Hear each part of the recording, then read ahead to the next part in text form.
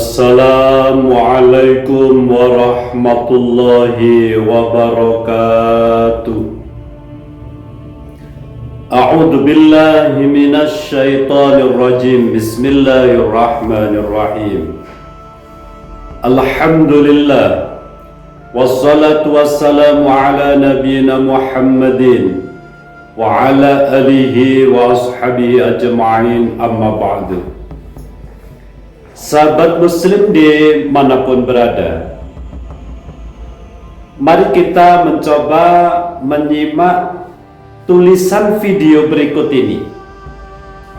Jadi ini surat edaran yang diedarkan oleh pengurus MWC NU Sidoarjo agar supaya dari segenap elemen, dari Muslimah, dari Ansor, dari GP Ansor, dari Banser, dari Pagar Nusa, dari IPPNU, Muslimat, Fatayat, semuanya elemen dan banom-banomnya Nahdlatul Ulama dimohon untuk tidak hadir ke pengajian-pengajian yang di situ ada Habibnya.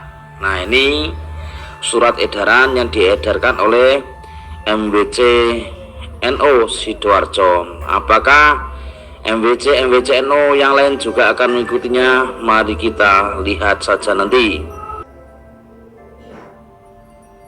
Bahwasanya ada pelarangan warga untuk menghadiri suatu acara yang ada Habibnya di Sidoarjo.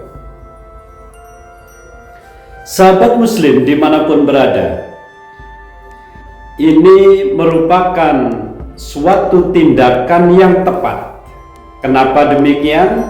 Berdasarkan situasi dan kondisi saat ini, permasalahan Ba'alwi Habaib di Indonesia semakin lebar, semakin terbuka. Di antaranya yang pertama, semua pribumi Indonesia harus tahu bahwa Ba'alwi Habaib di Indonesia ini tidak sama dengan Wali Songo. Wali Songo hadir ke Indonesia untuk menyebarkan agama Islam dengan misi dakwah. Tetapi Habaib Ba'alwi di Indonesia dulu didatangkan oleh Belanda. Berarti mereka itu antek-antek Belanda dulu. Seperti histori dari Habib Utsman bin Yahya, bahwa mereka atau Habib Utsman bin Yahya pernah berseteru dengan Imam Nawawi Al-Bantani dalam bentuk surat menyurat karena kebijakannya.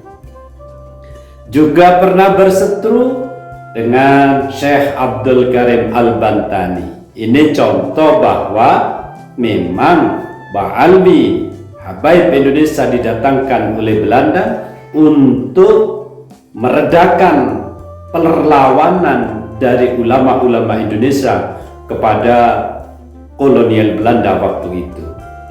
Ini adalah histori nyata yang perlu diketahui oleh semua pihak, terutama pribumi di Indonesia, khususnya orang-orang Nahdliyin yang sudah menjadi muhibbin.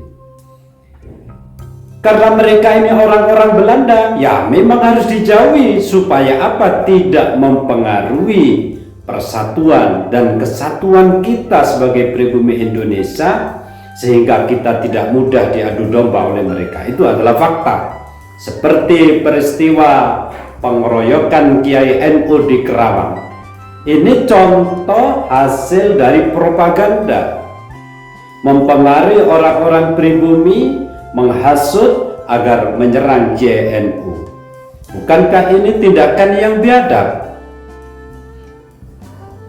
Apa motifnya?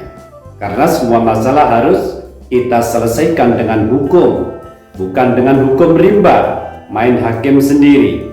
Ini adalah perbuatan preman-preman yang tidak bertanggung jawab. Itu yang pertama, historinya. Kenapa kita harus jauh? Historinya mereka itu memang orang-orang yang harus dijauhi.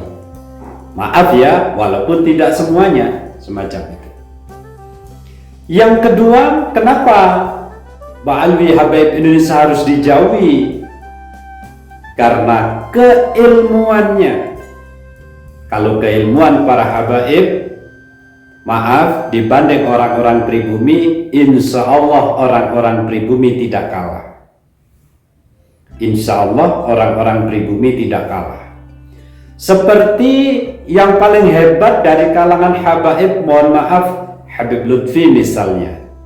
Ternyata beliau tidak bisa membaca kitab kalau kita menilai dari kekeliruan yang dialami oleh Habib Lutfi. Beliau membaca man ro'a minkum mungkaron, ini dibaca man ro'aitul mungkaro. Kesalahan di sini ini menunjukkan tidak bisa nahwu dan sorof, semacam itu. Kalau orang mampu tahu nahwu dan sorof, kelirunya tidak di situ, semacam itu. Makanya bisa dikatakan beliau itu tidak bisa nahwu sorof. Kalau nahwu sorof itu tidak bisa, jangan bahas masalah balaghah mantik, itu jauh, semacam itu. Jadi kembali ke ilmuwan, ulama-ulama Nusantara itu jauh lebih hebat dibanding keilmuan dari para habaib. Menurut pandangan saya demikian. Makanya tidak perlu itu untuk mendekati mereka selagi permasalahan-permasalahan yang semacam ini belum selesai. Yang ketiga, permasalahan akhlak. Akhlak dari ulama-ulama Nusantara menurut saya juga lebih baik. Memang orang-orang Jawa, terutama orang Madura, menjunjung tinggi martabat. Pokoknya seluruh Indonesia dibanding akhlak orang-orang Yaman, menurut pandangan saya itu jauh lebih baik.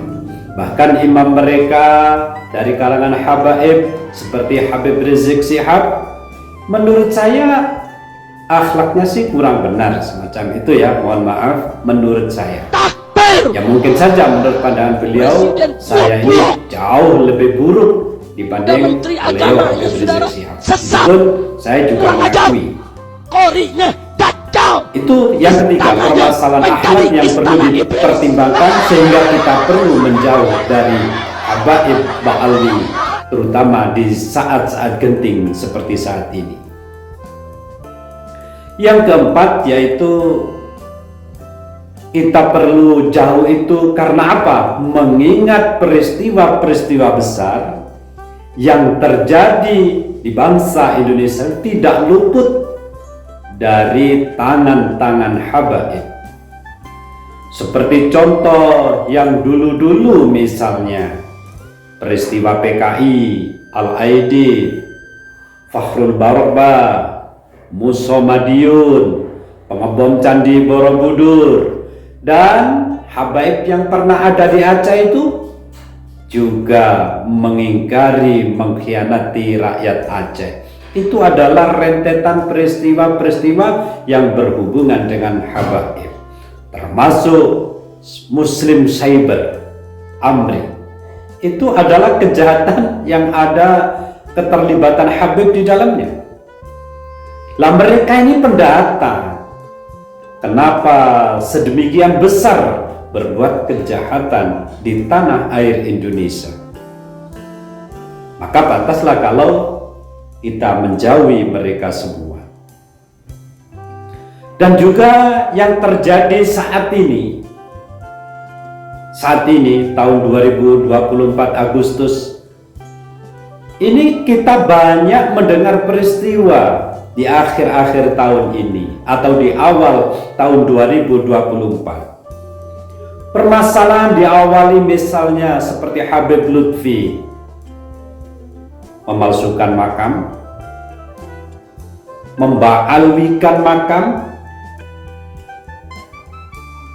membuat makam palsu. Ini adalah sudah menjadi rahasia umum bagi Habib Lutfi bin Yahya. Bahkan tak hanya itu yang terjadi di Robitoh Alafiyah. Fitnah tentang jual beli nasab ada. membaalwikan orang-orang yang perlu dibaalwikan juga banyak. Bang Haji Roma Irama mau dibaalwikan, ya itu saya kira semua banyaklah yang dibaalwikan. Kok begini nasab yang soheh? Berarti semuanya itu adalah kepalsuan belaka. Masih ada lagi, yaitu permasalahan sejarah. Yang pertama, sejarah NU umpamanya. Kenapa Habib Lutfi memalsukan sejarah NU? Yang bisa ngedekno NU, mendirikan NU itu hanya Habib Hashim bin Umar bin Yahya Pekalongan dan Syekh Ahmad Khalil Bangkalan. Ini kan pemalsuan sejarah, karena faktanya tidak demikian, bahwa NU itu memang didirikan dari inisiatif besar Mbah Yai Khalil Bangkalan, dilanjutkan oleh Mbah Yai As'ad Syamsul Arifin, dan didirikan oleh Mbah Yai Hashim Asy'ari. Semacam itu, sesingkat itu. Dan juga ada sejarah NU yang mengatakan bahwa Mbah Hashim Asy'ari itu mendirikan NU atas restu 5 habaib. Ini kan konyol, semacam itu. Dan ini fakta sudah. Dan mereka juga mengatakan Habib Abdullah itu adalah gurunya Mbah Yai Khalil Bangkalan. Dilihat dulu fakta sejarahnya. Ada lagi seorang Habib menjadi guru dari Kiai Haji Abdul Hamid Pasuruan. Yang benar, ini tidak benar, sudah terverifikasi. Dan lagi pencatutan nama Kiai Haji Abdul Hamid untuk hadir di Haul Sulu. Ini pencatutan nama, beliau tidak pernah mengatakan itu. Ini tentang sejarah-sejarah NU, termasuk buku yang diciptakan oleh rekan dari Habib Lutfi bin Yahya, yaitu Ahmad Mukhdar, bahwa ada buku yang bernama Cahaya dari Nusantara, yang di dalamnya ada sejarah-sejarah palsu dari Nahdlatul Ulama, dan juga buku-buku yang sudah dicetak untuk MTS yang kemarin sudah menjadi masalah, yang memuat bahwa habaib di Indonesia ini ada hubungannya dengan berdirinya NU. Ini semua adalah pemalsuan sejarah NU. Siapa yang melakukan? Ya habaib. Kenapa ini dilakukan? Ya itulah yang perlu kita jawab bersama. Masih banyak lagi seperti sejarah bangsa Indonesia, mulai dari proklamasi 17 Agustus, ini inisiatif dari habaib, sudah ditepis oleh Profesor Mahfud MD bahwa ini tidak benar, dan oleh sejarawan Indonesia juga sudah ditepis bahwa ini tidak benar. Dan lagi banyak sejarah-sejarah bangsa Indonesia, seperti bendera merah putih, katanya dari habaib. Belum juga para pahlawan, Imam Bonjol habaib, Pangeran Diponegoro habaib, Cut Nyak Den Habibah,